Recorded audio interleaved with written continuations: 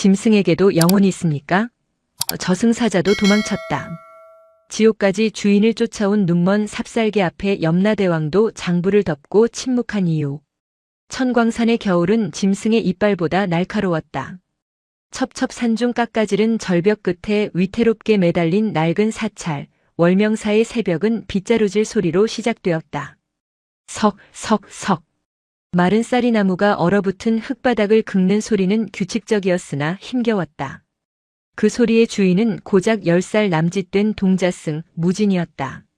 아이의 콧잔등은 살을 애는 칼바람에 빨갛게 익어 있었고 승복 사이로 드러난 손목은 앙상했다. 그러나 월명사의 새벽을 깨우는 것은 빗자루 소리만이 아니었다. 타박툭, 컹. 무진의 뒤를 그림자처럼 따르는 늙은 짐승 하나가 있었다. 온몸이 헝클어진 털뭉치 같은 삽살개 덕구였다.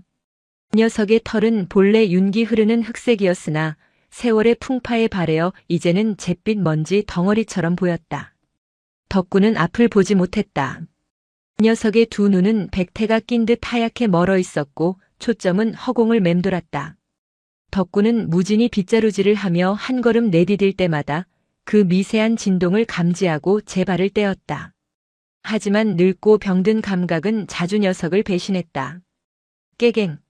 덕구가 마당 한 구석에 쌓아둔 기와장에 머리를 부딪히며 나동그라졌다. 둔탁한 소리와 함께 녀석이 비틀거렸다. 무진이 빗자루를 내팽개치고 달려와 녀석의 목을 끌어안았다. 덕구야, 괜찮아? 많이 아프지? 무진은 자신의 언손을 호호 불어 녀석의 이마를 문질렀다. 덕구는 아픔을 참으려는 듯 꼬리를 다리 사이로 말아 넣으면서도 무진의 손길이 닿자 거친 혀로 아이의 뺨을 하찼다. 녀석에게 세상은 암흑이었으나 무진의 채취와 목소리만큼은 유일한 빛이었다. 그때 법당 문이 열리며 묵직한 기침 소리가 들려왔다. 월명사의 주지 법운 스님이었다. 세월의 무게가 내려앉은 굽은 등과 깊게 패인 주름은 그가 견뎌온 수행의 시간을 짐작게 했다. 법운은 마당에 엎어진 개와 아이를 내려다보며 혀를 찼다. 쯧쯧. 짐승이나 사람이나 명이 다하면 자연으로 돌아가야 하는 법이다. 저 녀석도 이제 냄새조차 제대로 맡지 못해 제 몸 하나 가누지 못하는구나. 법운의 말은 매정하게 들렸으나 그의 눈빛에는 안타까움이 서려 있었다. 산짐승이 우글거리는 이 깊은 산속에서 눈먼 개는 짐이자 먹잇감일 뿐이었다. 하지만 무진은 고개를 세차게 저으며 덕구를 더 꽉 끌어안았다. 아닙니다, 스님. 덕구는 아직 정정해요. 방금은 땅이 얼어서 미끄러진 것뿐입니다. 무진아. 집착은 고통을 낳는다 했다. 저 녀석이 벽에 부딪히고 구덩이에 빠질 때마다 내 마음이 지옥이지 않더냐. 녀석을 위해서라도 이제 그만 놓아주는 것이 순리일지도 모른다. 법운은 뒷짐을 지고 법당 뒤로 사라졌다. 틀린 말이 아니었다. 덕구는 지난달에만 우물가에서 3번이나 떨어질 뻔했고 공양간의 뜨거운 솥에 코를 대기도 했다. 마을에서 불공을 들이러 오는 신도들은 재수 없다며 혀를 차곤 했다. 눈먼 짐승이 절을 지키니 이 절의 앞날도 캄캄하겠구려. 어느 보살님이 던졌던 그 말이 무진의 가슴에 비수처럼 박혀 있었다. 무진은 빗자루질을 멈추고 툇마루에 걸터 앉았다. 덕구가 기다렸다는 듯 무진의 발치에 턱을 괴었다. 하얗게 먼 눈동자가 무진의 얼굴이 있는 방향을 정확히 향했다. 덕구야. 무진이 나직이 불렀다. 덕구의 귀가 쫑긋거렸다. 사람들이 그러더라. 내가 앞을 못 봐서 쓸모가 없다고.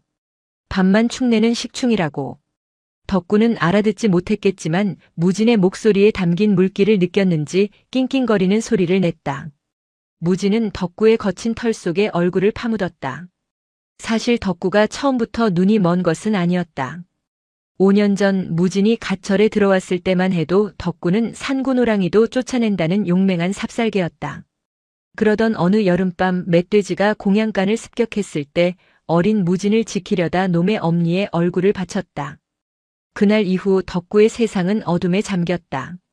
무진의 흉터 하나 없는 몸은 덕구의 두 눈과 맞바꾼 것이었다. 내가 내 눈이 되어줄게. 무진은 덕구의 귓가에 입술을 대고 주문처럼 속삭였다.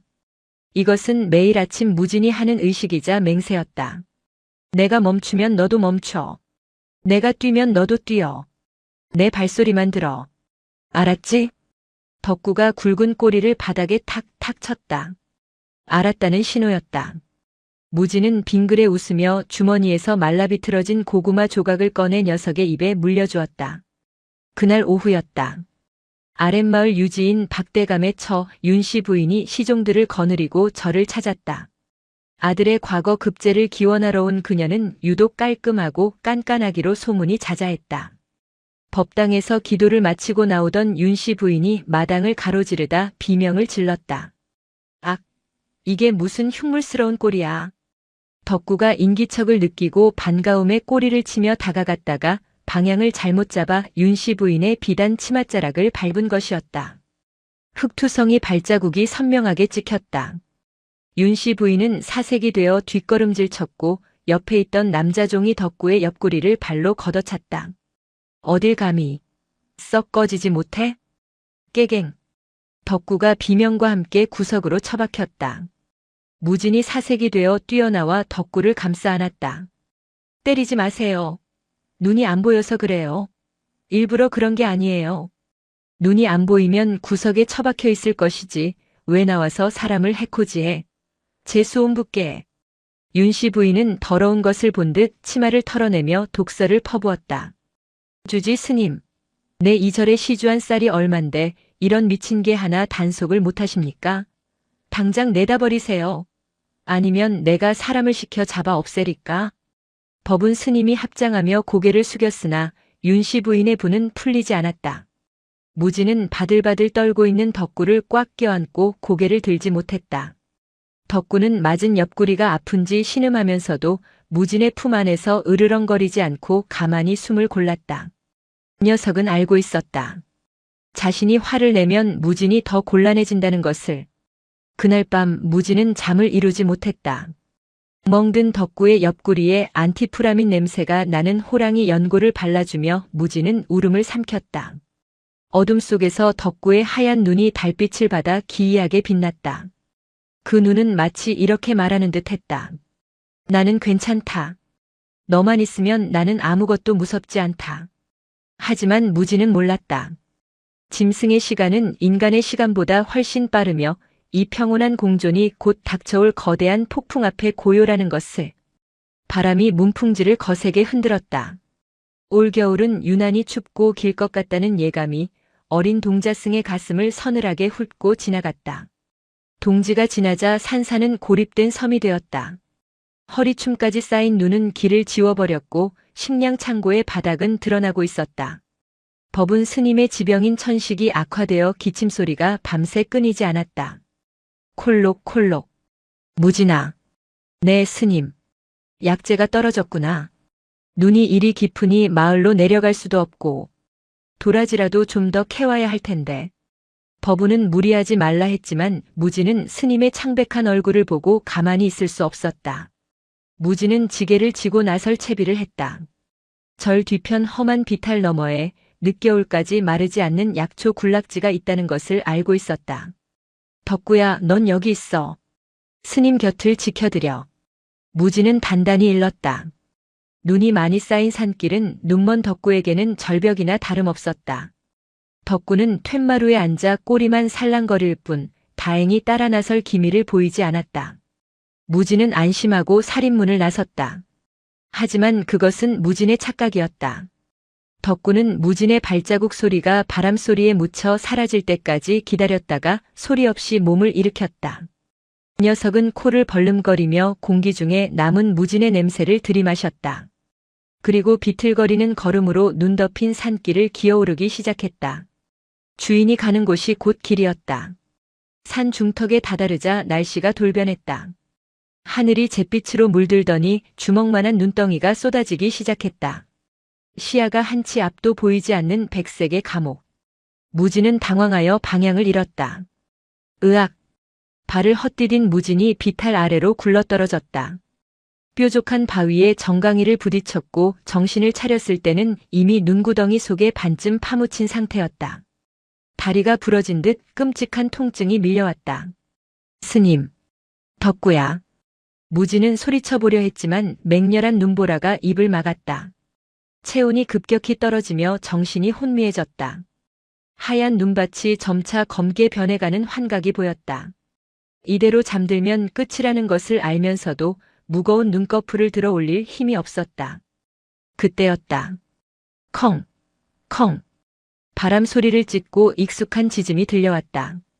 환청일까? 무진이 힘겹게 고개를 들었다. 하얀 설원 위로 검은 점 하나가 미친 듯이 굴러오고 있었다.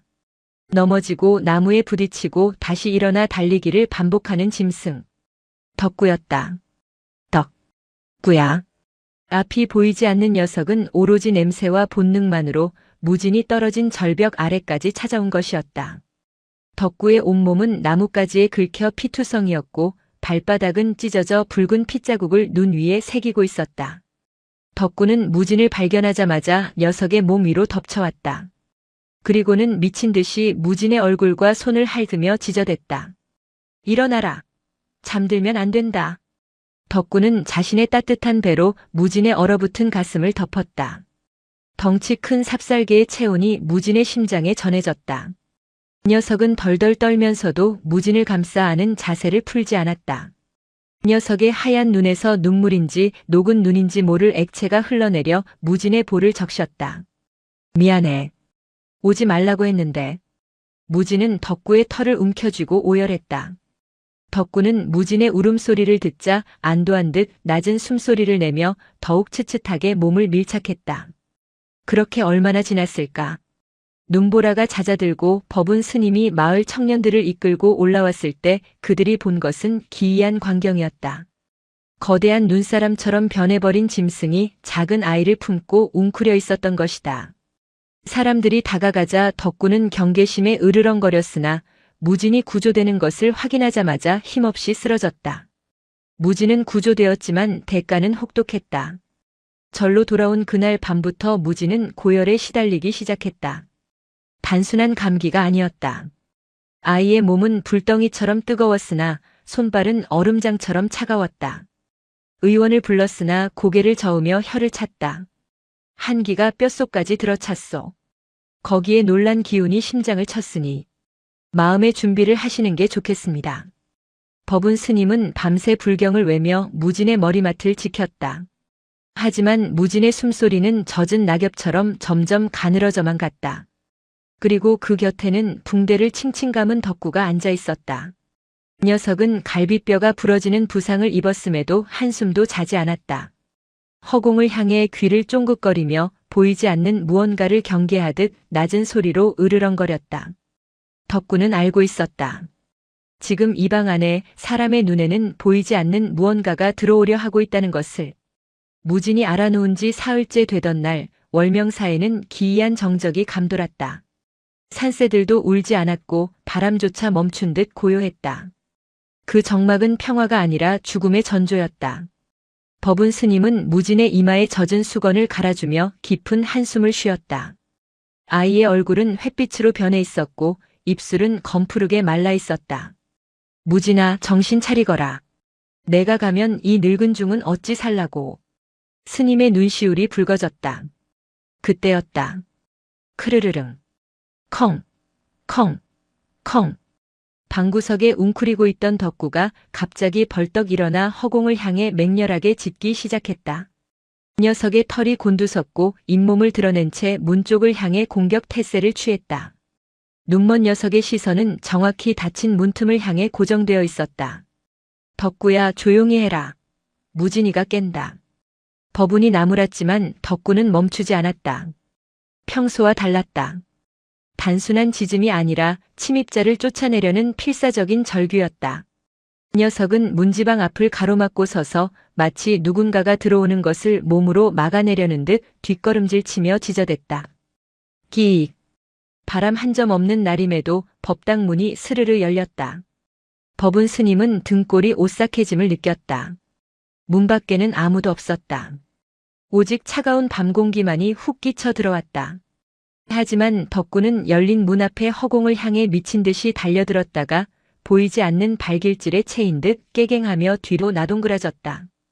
이게 무슨 조화란 말이냐? 버분이 떨리는 목소리로 중얼거릴 때 방 안의 촛불이 파르르 떨리더니 푸른색으로 변했다. 그리고 무진의 머리맡에 검은 연기 같은 그림자가 드리워졌다. 사람의 형상을 하고 있었으나 사람이 아니었다. 검은 갓을 쓰고 검은 두루마기를 입은 사내. 그의 얼굴은 창백하다 못해 투명했고 눈동자는 칠흑 같은 어둠 그 자체였다. 저승차사 저승사자였다. 법운 스님의 눈에는 그저 흐릿한 그림자로만 보였으나 영물에 가까워진 늙은 개의 눈, 아니 감각에는 그 존재가 선명하게 잡혔다. 죽음의 냄새. 썩은 흙과 피냄새가 뒤섞인 비릿한 향취. 저승차사는 바닥에 쓰러진 덕구는 거들떠보지도 않고 곧장 무진에게로 다가갔다. 그가 품에서 낡은 장부를 꺼내 펼쳤다. 이무진. 10살. 명이 다했다. 건조하고 차가운 목소리가 방 안을 울렸다. 법운 스님은 그 소리를 듣지 못했지만 본능적으로 합장하며 연부를 외기 시작했다. 차사가 무진의 가슴 위로 손을 뻗었다. 아이의 영혼을 육신에서 끄집어내려는 찰나였다. 앙! 덕구가 다시 달려들었다. 이번에는 짖는 것이 아니라 차사의 발목을 덥석 물었다.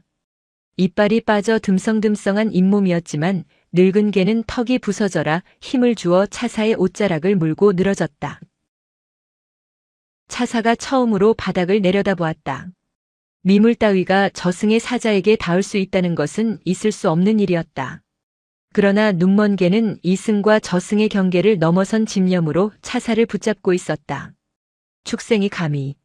차사가 무심하게 발을 휘저었다. 덕구의 몸이 허공으로 붕 떴다가 벽에 처박혔다. 쿵. 뼈가 부러지는 소리가 났다. 덕구는 피를 토하며 바닥에 늘어졌다. 하지만 녀석은 다시 일어났다. 뒷다리를 질질 끌면서 입가에 픽거품을 물고 다시 무진의 앞을 막아섰다. 앞이 보이지 않으니 두려움도 없었다. 오직 냄새로 주인을 해치려는 자의 위치를 파악하고 그 앞을 지킬 뿐이었다. 차사의 눈썹이 꿈틀거렸다. 지독한 놈이로구나. 허나 순리를 거스를 순 없다. 차사가 손가락을 튕기자 보이지 않는 밧줄이 무진의 몸을 묶었다. 무진의 몸에서 희미한 빗덩어리가 빠져나와 차사의 손에 들린 명부로 빨려 들어갔다. 동시에 침대에 누워있던 무진의 숨이 뚝 끊어졌다. 무진아. 법운 스님이 아이의 가슴에 귀를 대고 통곡했다. 하지만 이미 껍데기만 남은 육신이었다. 차사는 영혼이 된 무진을 이끌고 문 밖으로 나섰다. 무진은 멍한 표정으로 자신이 죽었다는 사실조차 인지하지 못한 채 차사를 따라 나섰다. 그리고 그 뒤를 피투성이가 된 덕구가 따랐다. 녀석은 짖지 않았다. 짖을 힘조차 남아있지 않았다. 대신 녀석은 마지막 남은 생명력을 태워 다리를 움직였다. 무진의 영혼에서 나는 냄새는 여전히 선명했다. 절마당을 벗어나 어둠이 짙게 깔린 산길로 차사와 무진이 사라질 때 눈먼 개는 그들이 사라진 어둠 속으로 몸을 던졌다. 그 길은 산길이 아니었다. 산 사람은 갈 수 없고 죽은 자만이 건넌다는 황천길. 눈먼 짐승이 제 발로 지옥의 입구를 향해 걸어 들어간 것이다. 이승을 벗어난 길은 길이라 부르기조차 민망한 것이었다. 그곳은 빛이 죽고 소리가 먹히는 침묵의 땅이었다. 바닥은 진흙처럼 질척거렸으나 흙이 아니었고 공기 중에는 매캐한 유황 냄새와 비릿한 피 냄새가 섞여 떠돌았다. 저승차사는 익숙한 걸음으로 어둠 속을 미끄러지듯 나아갔다. 그의 손에 들린 명부 밧줄에 묶인 무진은 몽유병 환자처럼 초점 없는 눈으로 그 뒤를 따랐다. 아이는 자신이 지금 어디를 걷는지, 날씨가 왜 이리 추운지조차 느끼지 못하는 상태였다.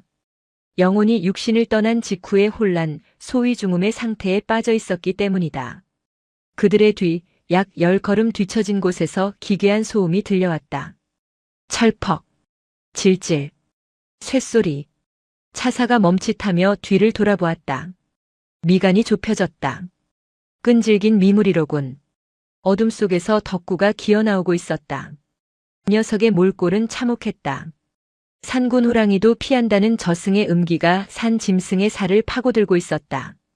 덕구의 털은 서리에 맞은 풀처럼 하얗게 얼어붙었고 찢어진 발바닥에서는 붉은 선혈이 뚝뚝 떨어져 검은 바닥을 적셨다.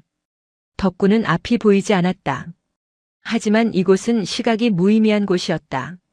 오히려 놈의 예민한 코와 청각이 이 지옥 같은 길에서 유일한 나침반이 되었다. 킁, 킁. 무진의 냄새. 평생 맡아온 그 익숙한 땀 냄새와 절 냄새, 그리고 아이가 주머니에 넣어 다니던 말린 고구마 냄새가 희미하게 이어져 있었다. 덕구에게는 그 냄새가 어둠을 가르는 동아줄이었다. 차사는 지팡이를 들어 바닥을 내리쳤다. 물러가라. 이곳은 산 것이 발을 들릴 곳이 아니다. 내 놈의 명줄이 아무리 길어도 이곳의 음기를 견디지 못해 녹아내릴 것이다. 차사의 호통에 덕구가 흠칫 놀라 뒷걸음질 쳤다. 보이지 않는 거대한 압력이 녀석의 전신을 짓눌렀다. 뼈가 으스러지는 듯한 고통이 밀려왔다. 보통의 짐승이라면 꼬리를 말고 도망쳤을 것이다. 아니, 애초에 공포에 질려 심장이 터졌을 것이다. 하지만 덕구는 도망치는 대신 납작 엎드린 채 낮은 신음을 흘렸다. 끄응. 그것은 공포가 아니었다. 제발 데려가지 말라는 애원이었다. 녀석은 앞다리로 바닥을 긁으며 무진이 있는 쪽을 향해 조금씩, 아주 조금씩 포복했다. 무진의 영혼이 그 소리에 반응했다. 멍하니 앞만 보던 아이의 고개가 삐걱거리며 뒤로 돌아갔다. 덕구. 무진의 입에서 흐릿한 목소리가 새어나왔다. 그 순간 차사의 눈이 커졌다. 아직 자아를 찾지 못해야 할 영혼이 축생의 신음에 반응하여 의식을 되찾으려 하고 있었다. 이것은 이례적인 일이었다. 성가신 짐승이 아이의 미련을 부추기는구나. 차사는 혀를 찼다.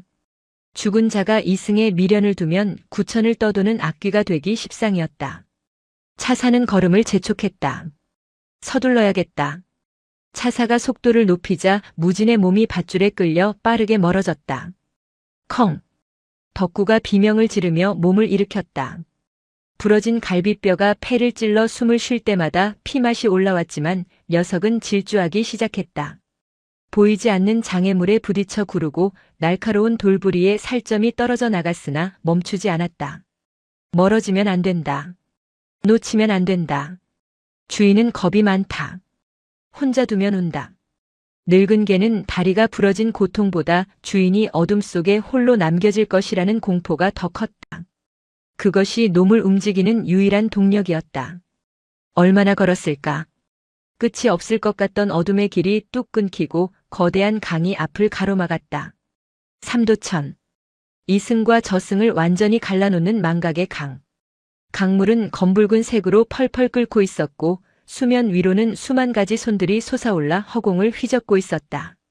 강을 건너지 못한 원혼들이었다.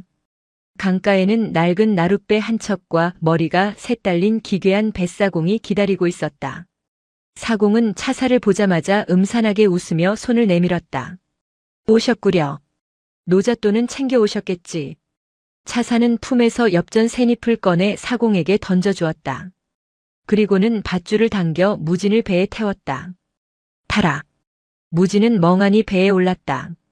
차가운 강바람이 불어오자 아이가 몸을 떨었다. 그때였다. 타다닥. 쿵. 어둠을 뚫고 튀어나온 덕구가 나루터 끝자락에 멈춰섰다. 녀석은 헐떡이는 숨을 몰아쉬며 물소리가 나는 쪽을 향해 필사적으로 코를 킁킁거렸다. 배는 이미 기슭에서 멀어지고 있었다. 어라? 산 짐승 냄새가 나는데? 사공의 세 머리 중 하나가 뱀 같은 혀를 날름거리며 덕구를 노려보았다. 살이 통통하진 않지만 끓여 먹으면 제법 맛이 나겠어. 사공이 노를 들어 덕구를 후려치려 했다. 하지만 차사가 손을 들어 제지했다. 내버려둬라. 어차피 강을 건널 수 없다. 저 물에 닿는 순간 뼈와 살이 분리될 테니. 차사의 말대로였다. 삼도천은 산 것에게는 염산보다 독한 맹독이었다.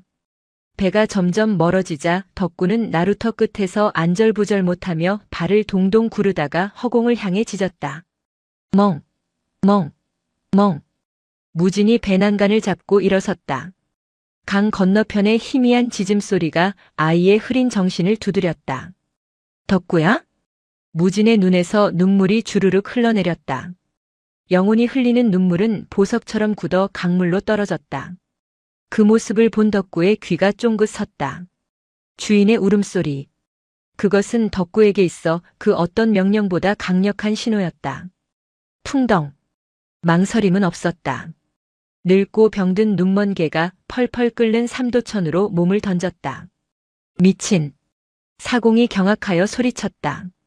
강물에 닿자마자 덕구의 몸에서 치익하는 소리와 함께 흰 연기가 피어올랐다. 살이 타들어가는 끔찍한 고통이 전신을 휘감았다. 깨개갱. 비명은 짧았다.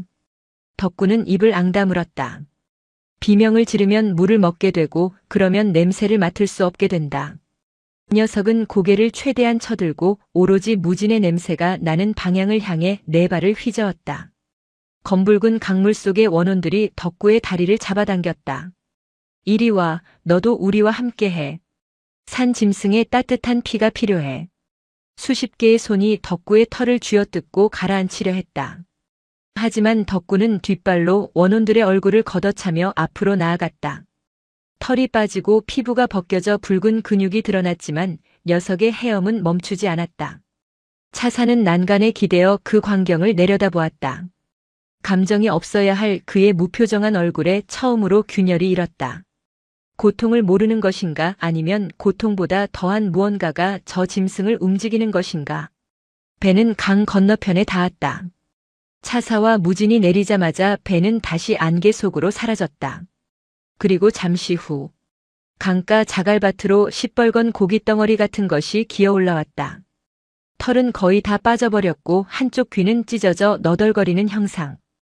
그것은 더 이상 개의 모습이 아니었다. 하지만 그 형체는 비틀거리며 일어섰다.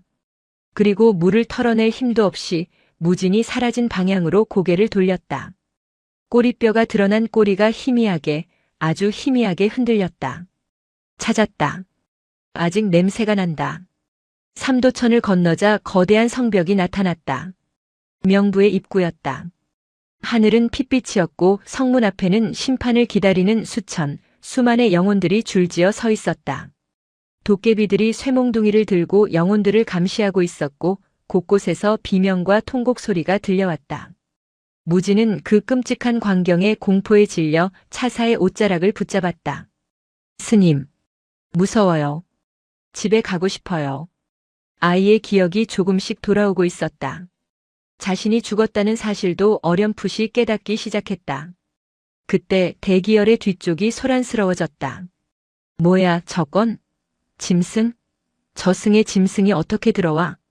영혼들이 길을 터주며 물러섰다. 그 길 끝에서 피투성이가 된 괴물 덕구가 걸어오고 있었다.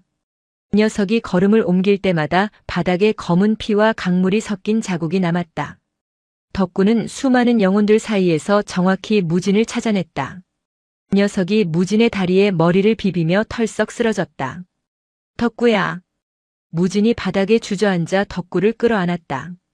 녀석의 몸은 불덩이처럼 뜨거웠고 살갗은 짓물러 만지기조차 고통스러워 보였다. 나 때문에 이렇게 됐어. 무진의 통곡이 성문 앞을 울렸다. 그때 성문을 지키던 거대한 옥졸지옥의 옥미 하나가 다가왔다.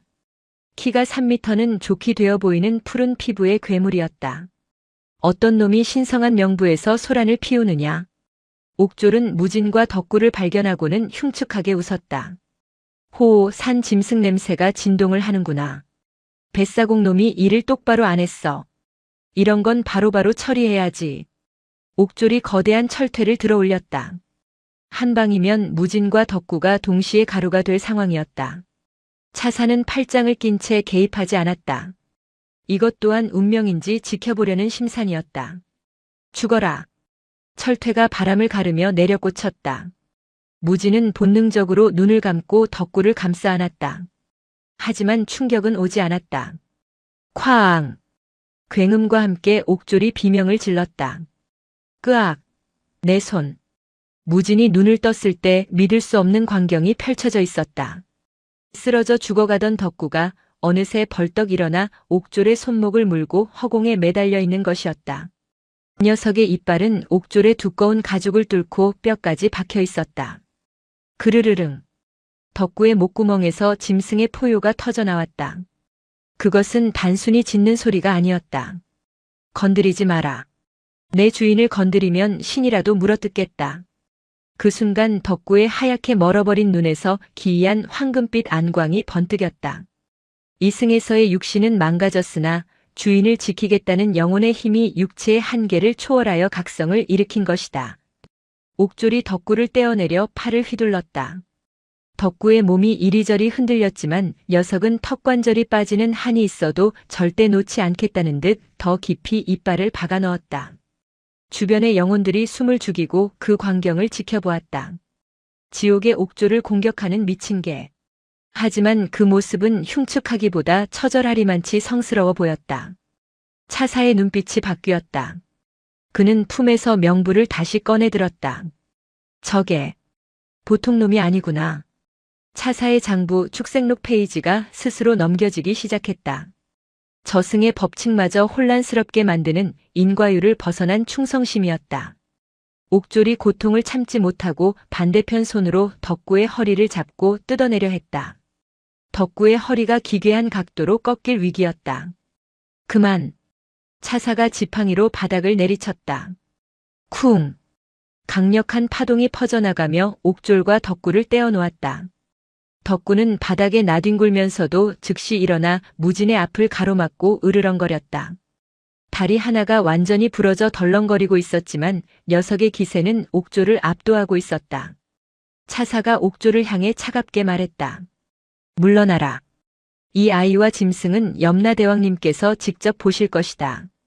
하지만 차사님, 저 축생이 제 손을 2번 말하게 하지 마라. 차사의 서슬 퍼런 눈빛에 옥졸은 투덜거리며 물러났다. 차사는 피투성이가 된 채 헐떡이는 덕구를 내려다보았다. 그리고 나직이 중얼거렸다. 따라와라. 내 놈의 그 무모한 충심이 염라대왕 앞에서도 통할지 보자꾸나.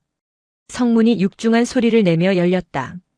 그 안쪽 심판의 전당으로 향하는 길은 더욱 깊은 어둠이었다. 무진은 떨리는 손으로 덕구의 피 묻은 머리를 쓰다듬었다. 덕구야.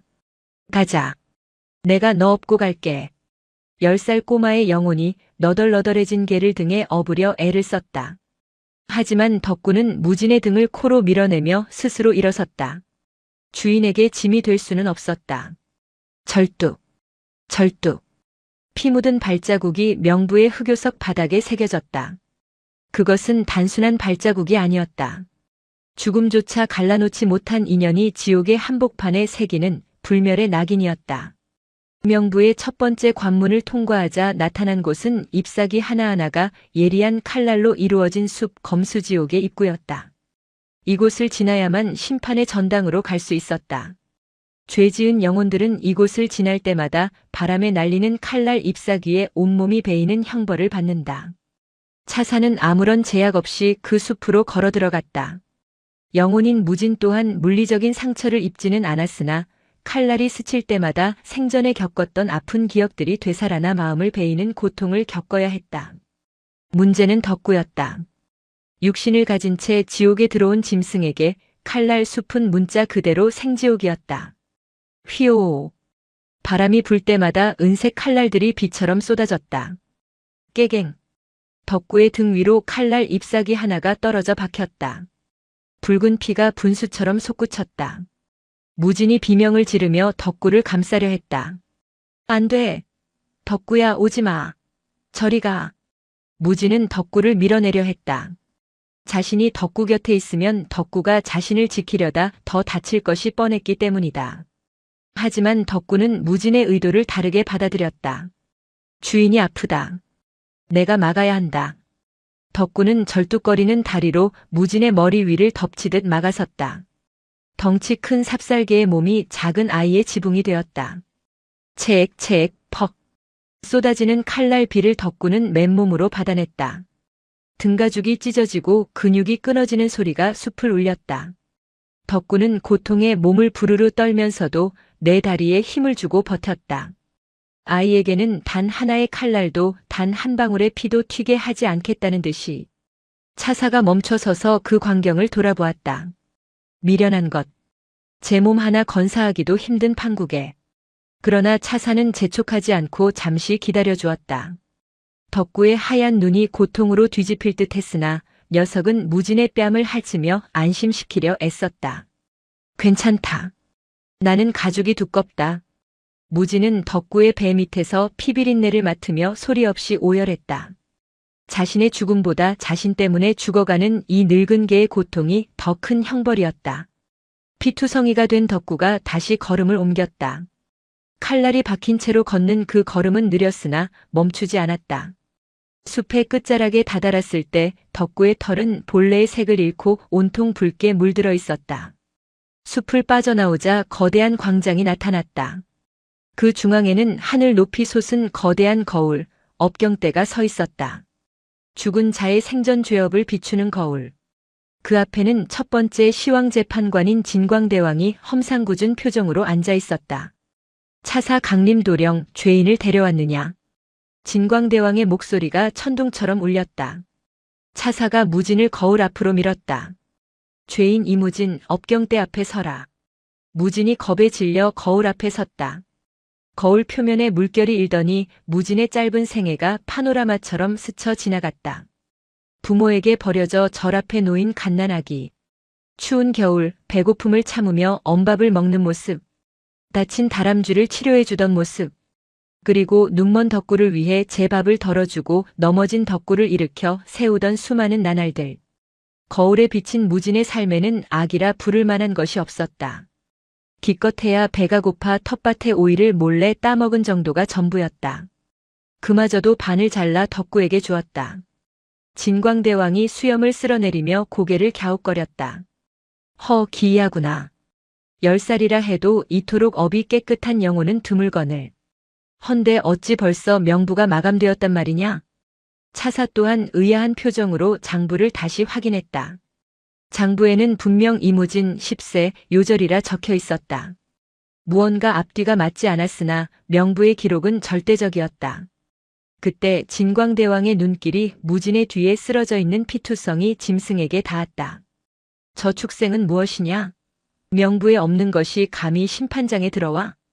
진광대왕의 호통에 덕구가 힘겹게 고개를 들었다. 앞은 보이지 않았지만 압도적인 기운이 자신을 짓누르고 있음을 느꼈다.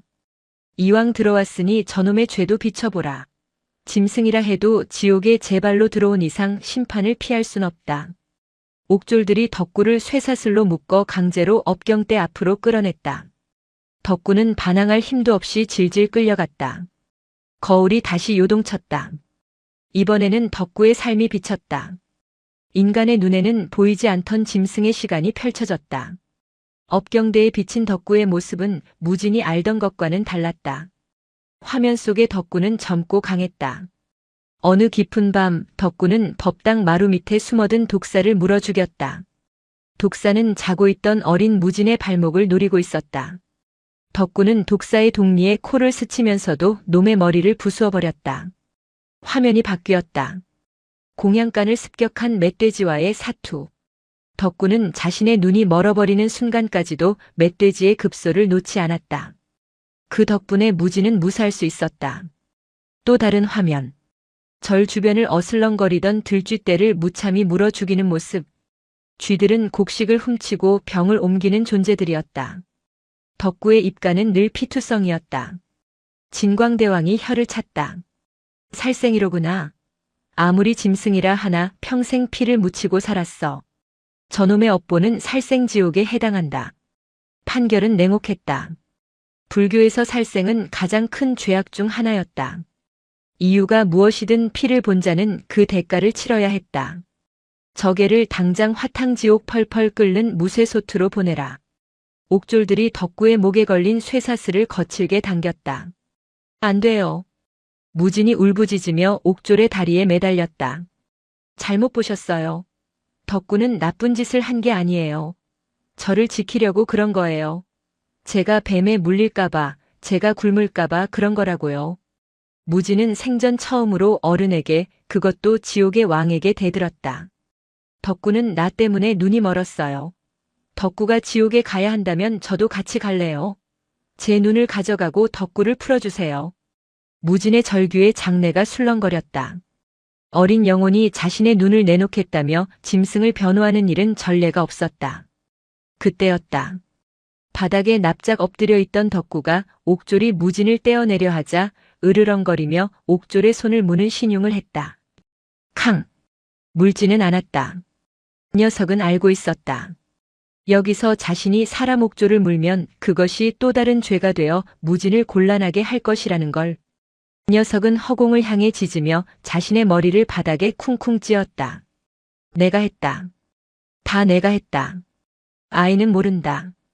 벌은 내가 받는다. 말은 통하지 않았으나 그 처절한 몸짓은 언어보다 강렬했다. 진광대왕의 표정이 묘하게 일그러졌다. 그는 단순한 살생귀를 처단하려 했으나 거울 속 덕구의 눈빛에는 사리가 아닌 필사적인 수호의 의지만이 가득했다. 차사가 한 발 앞으로 나섰다. 대왕님, 이 재판 여기서 끝낼 일이 아닌 듯합니다. 차사의 눈은 예리하게 빛나고 있었다. 그는 무진의 너무나 깨끗한 장부와 덕구의 헌신, 그리고 이 모든 상황의 부조화를 감지했다. 이 아이와 개의 운명은 제1전이 아니라 제5전 염라대왕님께서 직접 판단하셔야 할 사안입니다. 진광대왕은 잠시 고민하더니 귀찮다는 듯 손을 저었다. 그리하라. 내 손에 피 묻히기 찜찜하구나. 저승의 법칙을 거스르는 저 축생의 처분은 염라에게 맡긴다. 옥졸들이 쇠사슬을 풀었다. 덕구는 풀려나자마자 비틀거리며 무진에게 다가와 눈물 범벅이 된 아이의 얼굴을 혀로 닦아주었다. 정작 자신은 온몸에서 피를 흘리면서도 아이의 눈물을 닦아주는 것이 더 급하다는 듯이 염라대왕이 있는 제오전으로 가는 길은 멀고도 험했다. 검은 안개가 자욱했고 길가에는 지옥불이 타오르고 있었다. 덕구의 걸음은 현저히 느려졌다. 검수지옥에서 입은 상처가 골마 터지기 시작했고 삼도천의 도끼가 전신으로 퍼져 다리 한쪽은 이미 마비되어 끌려오고 있었다. 질질, 질질. 무진은 걷지 못하는 덕구를 업으려 했으나 덕구는 완강히 거부했다. 자신이 쓰러지면 무진이 겁을 먹을까봐 녀석은 입안에 살을 씹으며 정신을 붙잡았다. 한편 앞서 걷던 차사는 품에서 명부를 꺼내 다시 한번 훑어보고 있었다. 그의 미간에 깊은 주름이 잡혔다. 이상하다. 차사는 페이지를 넘겼다. 이무진. 월명사에서 자란 고아. 그런데 다음 장, 아니 그 전장의 기록들이 묘하게 겹쳐 보였다. 동명이인. 같은 마을, 같은 이름을 가진 다른 아이의 기록이 희미하게 보였다. 이무진. 아랫마을 박대감댁 노비의 아들. 심한 열병을 앓고 있던 그 아이의 수명이 오늘까지였다. 차사의 손이 미세하게 떨렸다. 저승의 행정착오. 수만 년에 한 번 있을까 말까 한 대형 사고였다. 그는 고개를 돌려 무진을 바라보았다. 아이는 죽어가면서도 오직 걔만을 걱정하고 있다. 명이 남아있는 아이를 실수로 데려왔다. 이미 강을 건넜다. 육신은 죽었다. 되돌릴 방법은 원칙적으로 없다. 이 사실이 밝혀지면 차사 자신도 소멸을 면치 못할 중죄였다. 덮어야 하나? 차사는 갈등했다. 그냥 모른 척 염라대왕에게 넘기고 아이를 환생시키면 그만이다. 짐승은 지옥불에 던져버리고. 그것이 가장 깔끔한 뒤처리였다. 하지만 철퍽. 덕구가 쓰러졌다. 더 이상 일어날 힘이 없는 듯 했다. 무진이 덕구의 목을 끌어안고 울부짖었다. 도와주세요. 아저씨, 우리 덕구 좀 살려주세요. 제가 지옥에 갈게요. 차사는 쓰러진 개를 내려다보았다. 녀석의 눈은 멀어 있었지만 녀석의 고개는 정확히 차사를 향해 있었다. 그 하얀 눈동자가 마치 이렇게 말하는 듯 했다. 당신이 실수한 걸 알고 있다. 내 주인은 살려내라. 짐승의 육감은 차사의 갈등마저 꿰뚫고 있었다. 차사는 한숨을 길게 내쉬었다. 그는 지팡이를 들어 덕구의 몸에 가볍게 대었다. 미약하지만 따뜻한 기운이 덕구에게 흘러들어갔다. 일시적인 회복이었다. 일어나라. 염라대왕 앞에 갈 때까지는 버텨야 하지 않겠느냐. 덕구가 기적처럼 눈을 떴다. 차사는 무표정한 얼굴로 돌아섰지만 그의 손에 들린 명부 장부는 굳게 닫혀 있었다. 그는 결심했다. 자신의 과오를 드러내더라도 이 기이한 인연의 끝을 봐야겠다고. 가자. 가서 판결을 뒤집어 보자꾸나. 저 멀리 거대한 철문 너머로 염라대왕의 성이 위압적인 모습을 드러냈다. 성문 앞에는 두 개의 거대한 도깨비상이 눈을 부라리고 있었다.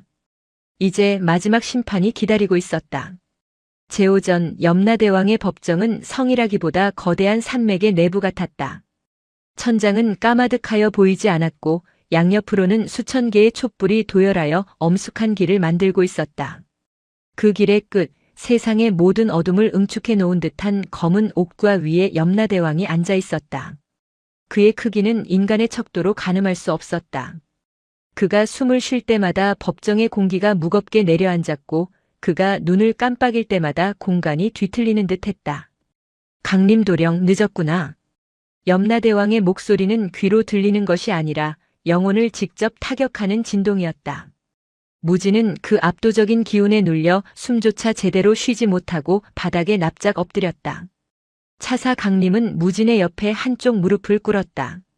그리고 그 뒤 만신창이가 된 덕구가 절뚝거리며 들어와 무진의 곁에 털썩 주저앉았다. 덕구는 본능적으로 알았다. 저 앞에 앉은 존재가 이 세계의 절대자라는 것을. 하지만 녀석은 고개를 숙이는 대신 앞이 보이지 않는 눈으로 염라대왕 쪽을 향해 코를 킁킁거렸다. 염라대왕의 거대한 눈동자가 덕구를 향했다. 저것은 또 무엇이냐? 내 법정은 잡귀나 축생이 들어올 곳이 아니다. 염라의 손가락이 까닥이자 보이지 않는 거대한 압력이 덕구를 짓눌렀다. 쿠구구궁. 덕구의 사지가 바닥에 파고들 듯 꺾였다. 보통의 짐승이라면 즉시 터져 죽었을 압력이었다.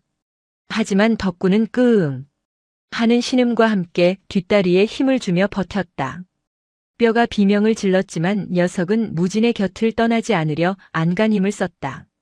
강림이 급히 고개를 숙였다. 대왕님 고정하십시오. 저 축생은 단순한 짐승이 아닙니다. 그리고 제가 드릴 말씀이 있습니다. 염라대왕이 눈썹을 꿈틀거렸다.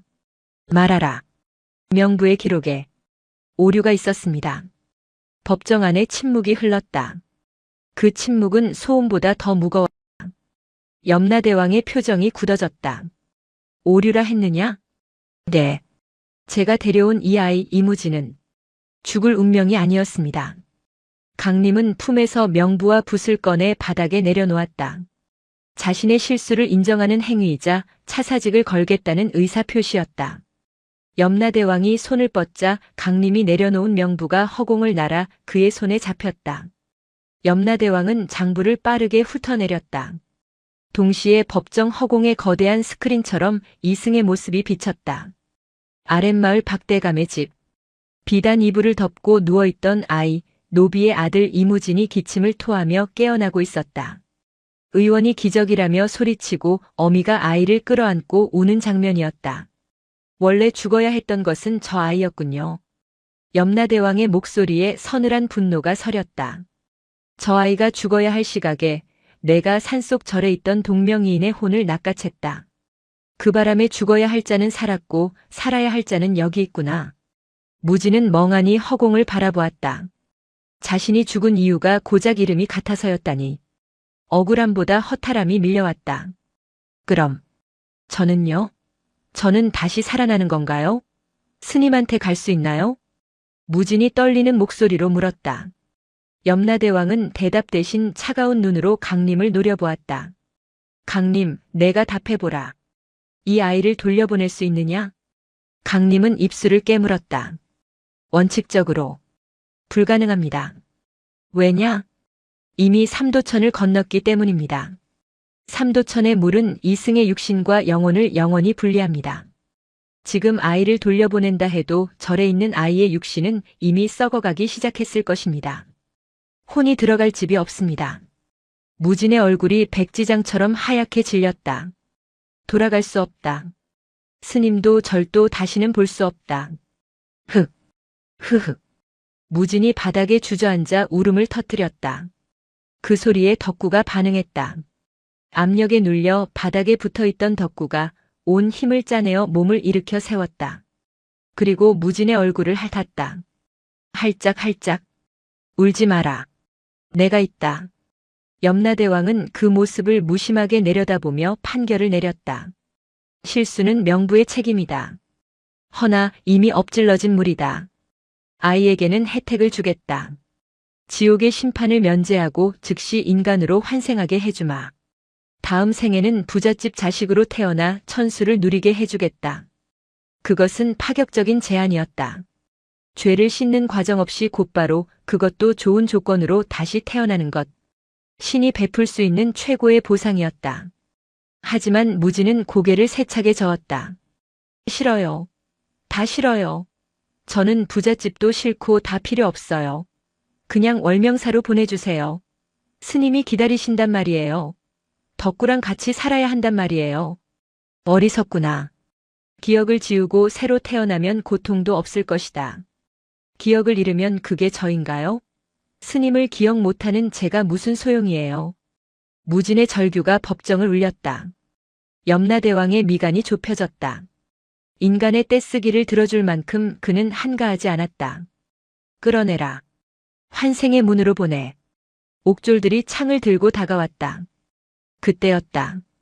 옥졸이 무진의 팔을 잡으려는 순간 덕구가 옥졸의 창대를 물어 뜯어버렸다. 콰직. 강철로 된 창대가 과자 부스러기처럼 부러졌다. 덕구의 이빨이 다 빠져 피가 줄줄 흘렀지만 녀석의 턱 힘은 초자연적인 것이었다. 크르르르. 덕구는 무진의 앞을 막아서고 염라대왕을 정면으로 향해 섰다. 녀석의 털이 곤두섰고 앞이 보이지 않는 눈에서 시퍼런 안광이 뿜어져 나왔다. 염라대왕이 흥미롭다는 듯 몸을 앞으로 기울였다. 호. 축생 주제의 염라의 판결에 항명하느냐? 덕구는 짖지 않았다. 짖는 것은 겁먹은 개나 하는 짓이다. 녀석은 대신 앞다리를 굽혀 염라대왕을 향해 절을 하듯 엎드렸다. 그리고 다시 일어나기를 반복했다. 그것은 월명사에서 무진이 부처님께 절을 할 때마다 옆에서 따라하던 동작이었다. 쿵, 쿵, 쿵. 덕구는 머리를 바닥에 찧었다. 1번, 2번, 10번. 바닥에 붉은 피가 흥건하게 고일 때까지. 법정 안에 있던 모든 존재가 숨을 죽였다. 짐승이 기도를 하고 있었다. 염라대왕이 손짓하자 옥졸들이 물러났다. 무엇을 원하느냐? 염라대왕의 물음이 덕구의 머릿속에 직접 울렸다. 덕구는 말을 할 수 없었다. 하지만 영혼의 대화는 가능했다. 덕구의 의념이 파도처럼 염라대왕에게 전해졌다. 돌려보내줘. 주인은 아직 뛸 수 있어. 아직 밥을 먹을 수 있어. 육신이 죽었다 하지 않았느냐. 돌아갈 몸이 없다. 내 몸을 줘. 덕구의 의지는 확고했다. 내 몸은 튼튼해. 내 다리는 빨라. 내 털은 따뜻해. 이걸 주인에게 줘. 염라대왕이 헛웃음을 지었다. 개의 몸에 인간의 영혼을 넣으라고. 천륜을 어지럽히는 소리다. 게다가 내 놈은 늙고 병들었으며 눈까지 멀지 않았느냐. 그런 몸을 주어서 무엇하겠느냐. 덕구는 잠시 멈칫했다. 자신의 늙고 병든 몸. 주인에게 주기에는 너무나 초라한 껍데기. 하지만 덕구에게는 육체보다 더 큰 것이 있었다. 녀석의 몸에서 황금빛 아지랑이가 피어올랐다. 그것은 지난 10년 오직 주인을 위해 헌신하며 쌓아온 순수한 사랑의 결정체 영격이었다. 짐승이 인간보다 못한 존재라 누가 말했는가. 자신의 모든 것을 타인을 위해 내던질 수 있는 존재는 이미 짐승이 아니라 성자였다. 덕구는 자신의 영혼을 태우기 시작했다. 염라대왕의 눈이 커졌다. 내 놈. 영혼을 소멸시킬 셈이냐? 환생조차 포기하고 영혼 자체를 에너지로 바꾸려는 시도. 그것은 완전한 죽음, 무로 돌아가는 것을 의미했다. 강림이 다급하게 외쳤다. 안 된다. 그렇게 하면 너는 다시는 태어날 수 없어.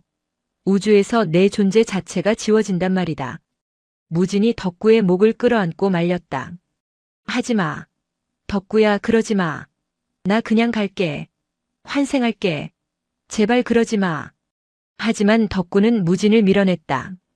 그리고 염라대왕을 향해 꼬리를 흔들었다. 마지막 거래를 제안하는 상인의 눈빛처럼 녀석은 당당했다. 내 남은 수명, 그리고 내 다음 생, 그 다음 생의 수명까지 전부 당겨서 주인에게 줘. 내 영혼값으로 주인의 육신을 고쳐줘. 염라대왕은 턱을 괴고 깊은 생각에 잠겼다. 장부는 꼬였다. 법칙은 깨졌다. 이것을 수습하려면 그에 상응하는 거대한 대가가 필요했다. 보통의 짐승 영혼으로는 턱도 없었다. 하지만 지금 눈앞에 있는 이계는 지옥의 옥조를 물리치고 삼도천을 건너온 괴물 같은 영물이다. 이놈의 영혼값이라면 기적을 한 번쯤 일으킬 수 있을지도 모른다. 염라대왕이 손을 들어 허공의 저울 하나를 소환했다. 업보의 저울. 한쪽 접시에는 무진의 삶이 올려져 있었다. 텅 비어 가벼웠다. 올라가라.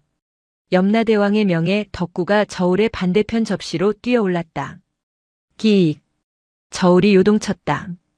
덕구의 영혼 무게가 무진의 삶과 수평을 이루려 애썼다. 하지만 조금 모자랐다.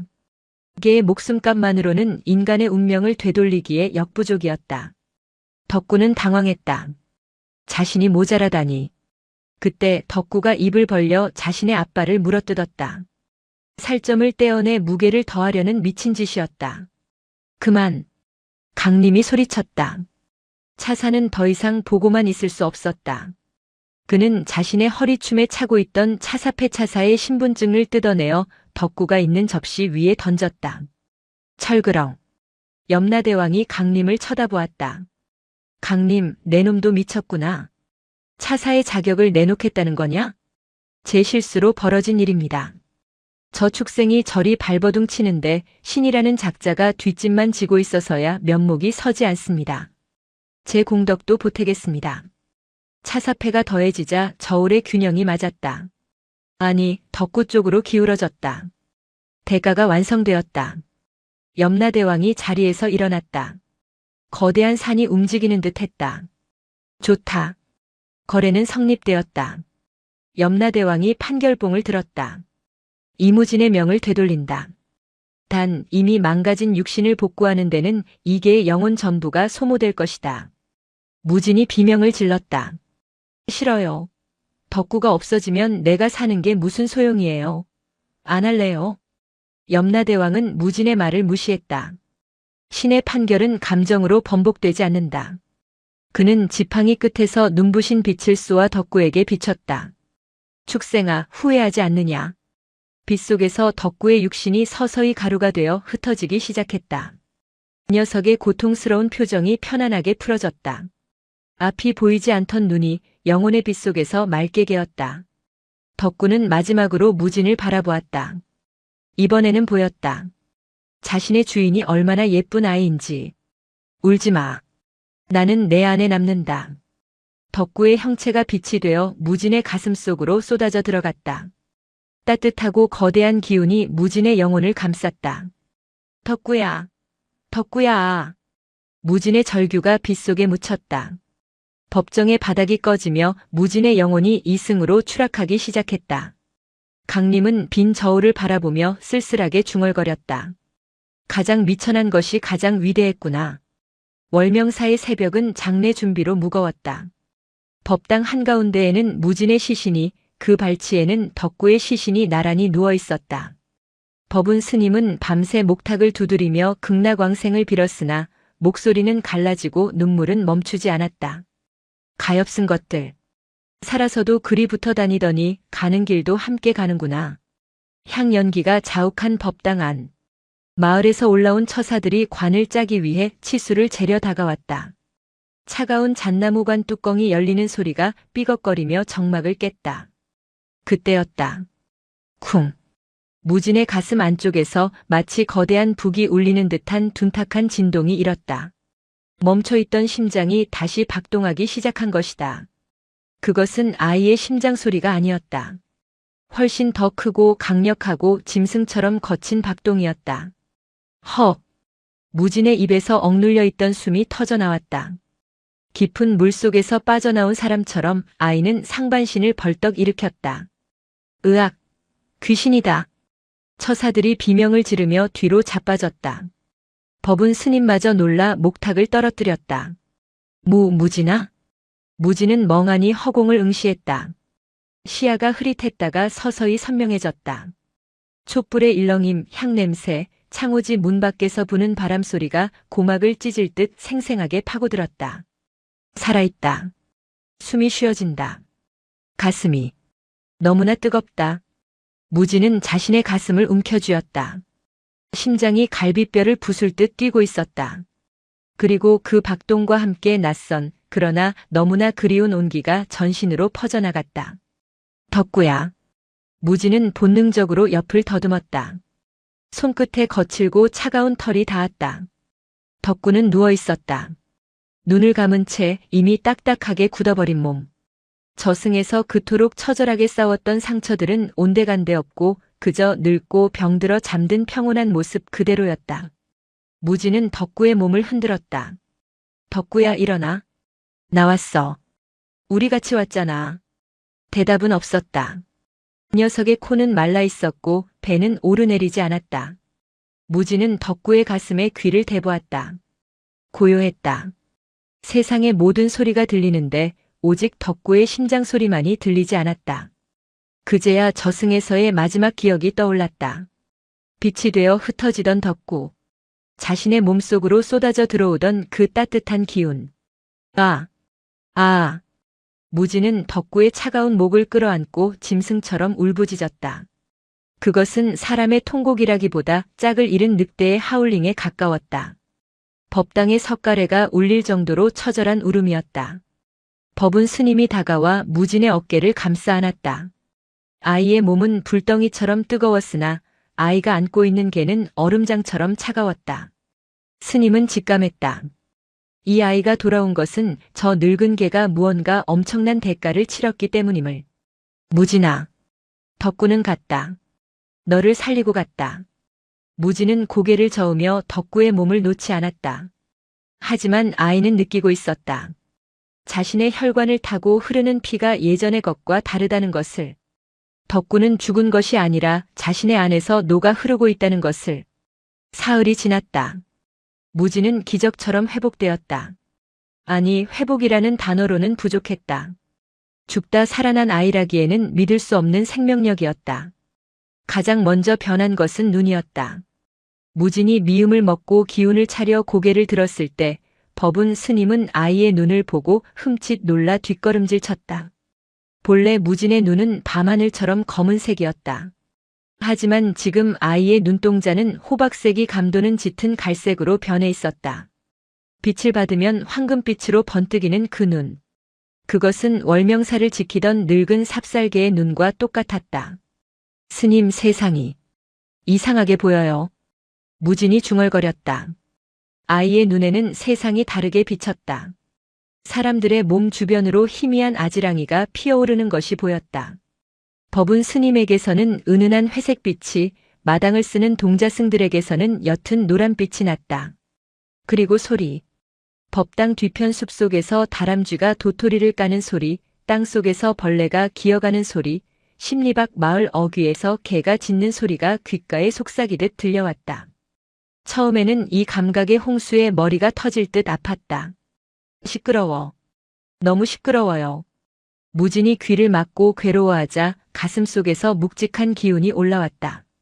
집중해라. 필요한 소리만 들어라. 목소리가 들린 것은 아니었다. 하지만 감각적인 가르침이 뇌리를 스쳤다. 덕구의 기억이었다. 덕구가 평생 눈먼 채로 세상을 살아가며 터득했던 감각의 제어법이 무진에게 전수되고 있었다. 무진은 천천히 숨을 골랐다. 그러자 소음들이 잦아들고 세상이 고요해졌다. 그날 오후 무진은 자리에서 일어나 마당으로 나갔다. 덕구의 무덤을 만들어 주어야 했다. 스님들이 거들어 주려 했으나 무진은 고개를 저었다. 제가 할게요. 혼자 할 수 있어요. 무진은 지게에 덕구의 시신을 싣고 절 뒤편 양지바른 언덕으로 올라갔다. 놀랍게도 아이의 발걸음은 소리가 나지 않았다. 눈 덮인 산길을 걷는데도 발자국이 거의 남지 않았다. 언덕 위 늙은 소나무 아래 땅을 팠다. 언 땅이었지만 무진은 힘든 줄도 모르고 삽질을 했다. 덕구를 눕히고 흙을 덮었다. 그리고 그 위에 평소 덕구가 좋아하던 둥글고 매끄러운 돌들을 주워와 탑을 쌓았다. 덕구야, 거기는 춥지 않지? 무진은 돌탑을 쓰다듬으며 말했다. 눈물이 날 것 같았지만 꾹 참았다. 자신이 울면 가슴속에 덕구가 슬퍼할 것 같아서였다. 그때 숲속에서 부스럭거리는 소리가 났다. 멧돼지였다. 겨울이라 먹을 것이 없어 굶주린 멧돼지 한 마리가 무덤가의 흙냄새를 맡고 나타난 것이다. 놈은 붉은 눈을 번들거리며 무진을 노려보았다. 예전에 무진이라면 비명을 지르며 도망쳤을 것이다. 하지만 지금 무진은 도망치지 않았다. 오히려 멧돼지를 향해 천천히 몸을 돌렸다. 무진의 호박색 눈동자가 멧돼지의 눈을 쏘아보았다. 그 순간 아이의 등 뒤로 거대한 그림자가 일렁였다. 털이 북실북실한 거대한 맹견의 형상. 크르르릉. 무진의 목에서 짐승의 으르렁거리는 소리가 낮게 깔려 나왔다. 멧돼지가 흠칫 놀라 뒷걸음질 쳤다. 놈은 본능적으로 느꼈다. 눈앞에 있는 것은 작은 인간 아이가 아니라 이 산의 주인이었던 맹수라는 것을. 멧돼지는 꽥 하고 비명을 지르며 꽁무니가 빠지게 도망쳤다. 무진은 도망가는 멧돼지를 보며 씁쓸하게 웃었다. 봤지? 나 이제 겁쟁이 아니야. 내가 지켜주고 있으니까. 바람이 불어와 무진의 머리카락을 헝클었다. 바람 속에서 덕구의 냄새가 났다. 겨울이 지나고 봄이 올 무렵 월명사에 불청객이 찾아왔다. 아랫마을 박대감의 집사였다. 주지 스님 계십니까? 거만한 목소리가 경내를 울렸다. 법운 스님이 마루로 나오자 집사는 빳빳하게 고개를 들고 말했다. 대감마님께서 월명사 터가 명당이라 하시며 이곳에 조상님 묘를 쓰시겠다고 하십니다. 저를 비워주셔야겠습니다. 청천벽력 같은 소리였다. 월명사는 수백 년간 이 산을 지켜온 절이었다.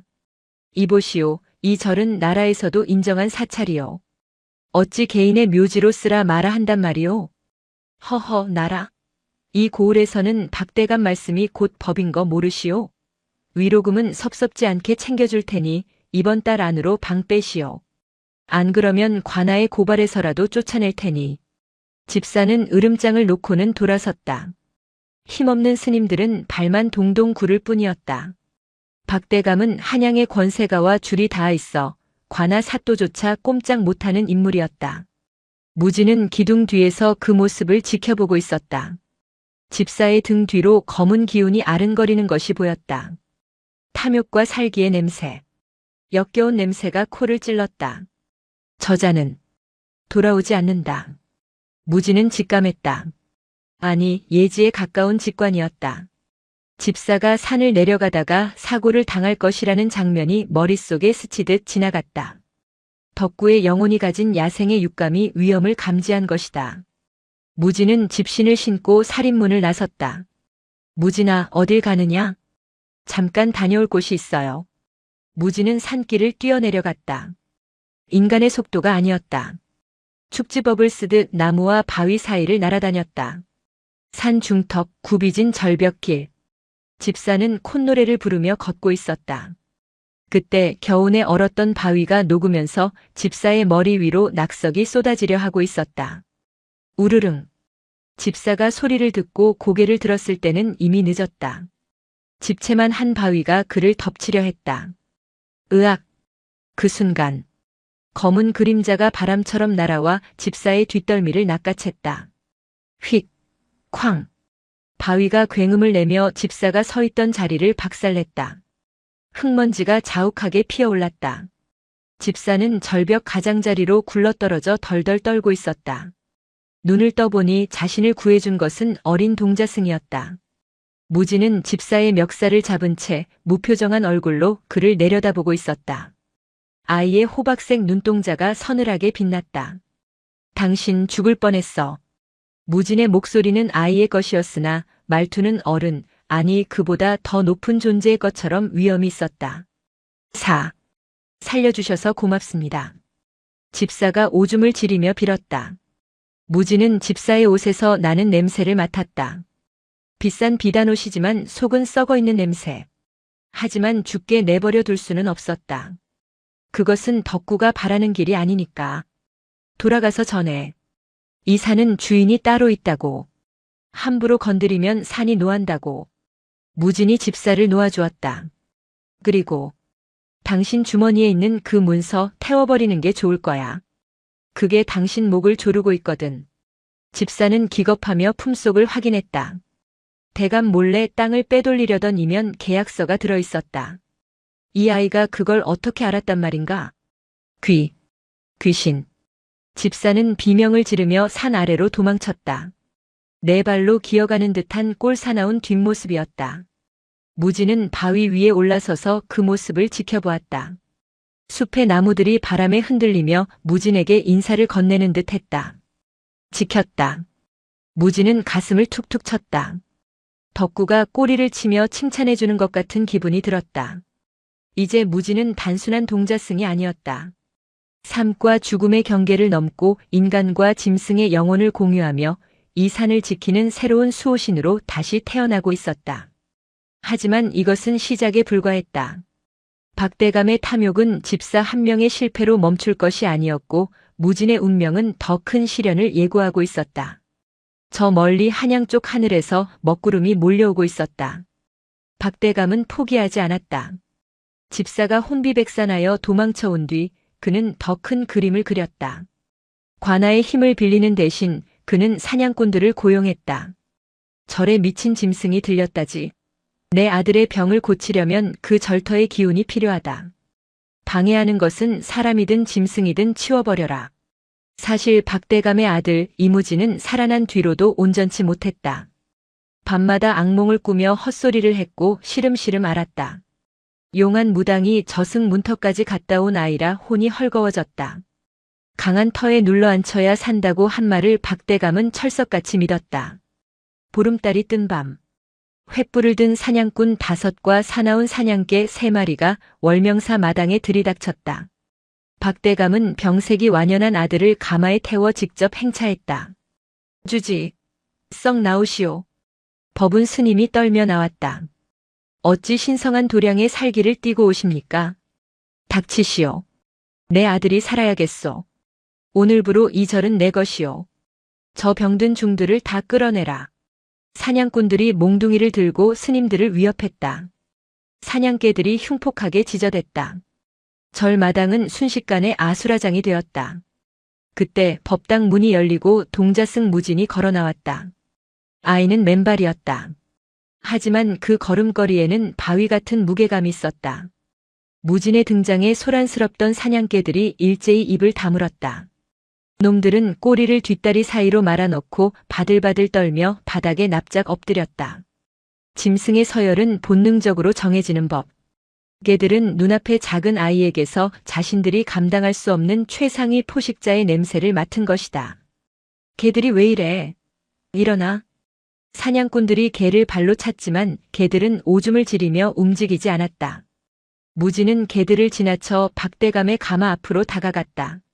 사냥꾼들이 총을 겨눴으나 무진의 황금빛 눈동자와 마주치자 손이 얼어붙은 듯 방아쇠를 당기지 못했다. 가마의 문이 열렸다. 그 안에는 비단 옷을 입었으나 핏기 없는 얼굴에 또 다른 무진, 박대감의 아들이 앉아 있었다. 두 소년의 눈이 마주쳤다. 같은 이름, 뒤바뀐 운명. 저승명부의 오류로 얽힌 두 생명이 이승에서 조우한 순간이었다. 박대감의 아들이 홀린 듯 중얼거렸다. 너였구나. 내 꿈에 매일 나타나던 아이가. 동자승 무진은 씁쓸하게 웃었다. 그래. 내가 살아서 다행이야. 그게 순리였으니까. 무슨 수작이냐? 내 아들에게서 떨어져. 박대감은 아들을 보호하려 칼을 뽑아들고 무진에게 달려들었다. 이성을 잃은 아비의 칼날이 무진의 머리 위로 내리꽂혔다. 챙강. 박대감의 칼이 허공에서 멈췄다.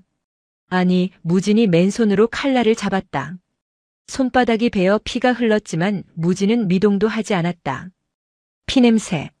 무진이 낮게 은조렸다. 그 냄새는 무진의 안에 잠들어 있던 야성을 깨웠다. 동시에 무진의 등 뒤로 거대한 그림자가 치솟았다. 횃불의 그림자가 아니었다. 그것은 집채만 한 삽살개의 형상으로 박대감과 사냥꾼들을 내려다보고 있었다. 크앙! 무진의 입이 열렸으나 터져나온 것은 사람의 고함이 아니었다. 지옥의 옥졸조차 떨게 했던 맹수의 포효였다. 산 전체가 울렸다. 법당의 기와가 들썩였고 사냥꾼들은 고막이 터질 듯한 공포에 몽둥이를 버리고 주저앉았다. 박대감은 다리가 풀려 뒤로 나동그라졌다. 그의 눈에는 보였다. 동자승의 얼굴 위로 겹쳐지는 피투성이가 된 채 저승을 기어오던 짐승의 분노한 얼굴이. 히히, 괴물이다. 괴물이야. 무지는 칼을 우그러뜨려 바닥에 던졌다.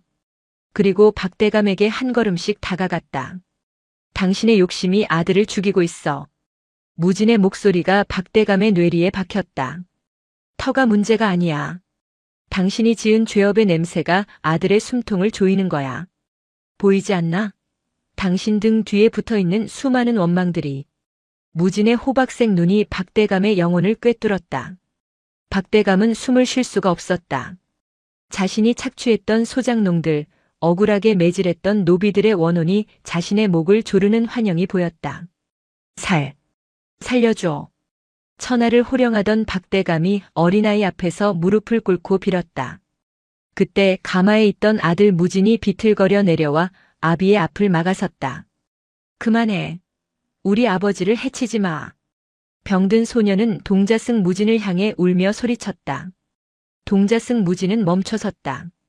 자신을 지키려 칼날 숲을 막아서던 덕구의 모습이 아비를 지키려는 저 소년에게서 겹쳐 보였기 때문이다. 사랑은 설령 그것이 악인에 대한 것일지라도 존중받아야 했다. 무진의 눈에서 안광이 사라지고 다시 맑은 갈색 눈동자로 돌아왔다. 데려가. 그리고 다시는 이 산에 오지 마. 베풀고 살아. 그래야 내 아들이 살아. 무진이 뒤돌아섰다. 압도적인 공포와 경외감에 짓눌린 박대감 일행은 도망치듯 산을 내려갔다.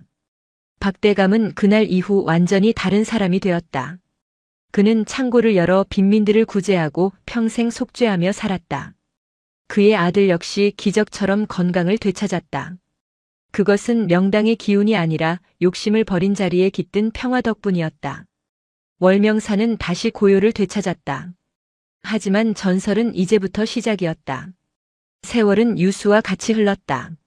월명사의 작은 동자승 무지는 청년이 되고 장년이 되고 어느덧 백발이 성성한 노스님이 되었다. 사람들은 그를 해광 대선사라 불렀다. 지혜의 빛 혹은 개의 눈을 가진 스님. 해광 스님은 평생 개를 키우지 않았다. 하지만 저를 찾는 사람들은 종종 기이한 이야기를 했다. 스님이 산책할 때면 곁에 보이지 않는 무언가가 동행하는 것 같다고. 눈밭에 스님의 발자국 옆으로 짐승의 발자국이 찍혀 있었다고. 스님은 평생을 가난한 이와 병든 짐승을 돌보는 데 바쳤다. 그의 법문은 단순했다. 말 못하는 짐승이라 업신여기지 마십시오. 그들 안에도 부처가 있고 때로는 인간보다 더 큰 스승이 있습니다. 어느 늦가을, 단풍이 붉게 타오르다 지는 계절. 노쇠한 해광 스님은 자신의 죽음을 예감했다. 그는 제자들을 물리고 홀로 법당 툇마루에 앉았다. 따스한 햇볕이 쏟아지는 자리. 80년 전 덕구와 함께 앉아 고구마를 나눠 먹던 바로 그 자리였다. 이제 갈 때가 되었구나. 스님은 눈을 감았다. 몸이 가벼워졌다. 평생 지니고 있던 육신의 짐이 벗겨지는 느낌이었다. 숨이 멈추고 심장이 마지막 박동을 멈췄다. 그리고 다시 눈을 떴을 때 스님은 젊은 날의 무진, 아니 10살 꼬마의 모습으로 서 있었다. 주변은 더 이상 월명사가 아니었다. 안개가 자욱한 길, 저승으로 가는 초입이었다. 하지만 이번에는 춥지 않았다. 무섭지도 않았다. 저만치 앞 안개 속에서 익숙한 실루엣이 보였다. 절뚝거리지 않았다. 피를 흘리지도 않았다. 윤기가 흐르는 풍성한 털, 튼튼한 네 다리 그리고 백태 없이 맑고 투명하게 빛나는 두 눈을 가진 흑색 삽살개. 덕구야. 무진이 불렀다. 컹. 우렁찬 짖음과 함께 녀석이 달려왔다. 늙고 병든 기색은 찾아볼 수 없는 가장 찬란했던 시절의 모습으로. 덕구가 무진의 가슴팍으로 뛰어올랐다. 무진은 뒤로 넘어지며 녀석을 꽉 끌어안았다. 거친 혀가 얼굴을 핥고 따뜻한 체온이 온몸을 감쌌다. 보고 싶었어. 내 안에서 같이 있었지만 그래도 보고 싶었어. 덕구가 꼬리를 세차게 흔들며 무진의 주변을 빙글빙글 돌았다. 빨리 가자고 보채는 몸짓이었다. 그래, 가자. 이번엔 어디로 갈까? 덕구가 앞장섰다. 녀석은 뒤를 돌아보며 무진이 잘 따라오는지 확인했다. 이번에는 지옥이 아니었다. 녀석이 이끄는 길 끝에는 눈부시게 환한 빛이 기다리고 있었다. 무진은 미소 지으며 발을 떼었다. 80년 전에는 녀석이 무진의 눈이 되어 주었다. 그 후 80년은 무진이 녀석의 눈이 되어 세상을 살았다. 이제 둘은 누구의 눈도 필요 없이 서로를 바라보며 나란히 걷는다. 부재처럼 주인이 가는 곳이 어디든 그곳이 곧 길이었다. 아니, 이제는 함께 걷는 그곳이 곧 극락이었다. 영상이 마음에 드셨다면 구독과 좋아요 부탁드립니다. 여러분은 만약 세상을 떠나게 된다면 나를 위해 지옥까지 따라와 줄 존재가 단 하나라도 있나요? 댓글로 의견을 나눠주세요. 나눠주세요. 나눠주세요. 나눠주세요. 나눠주세요.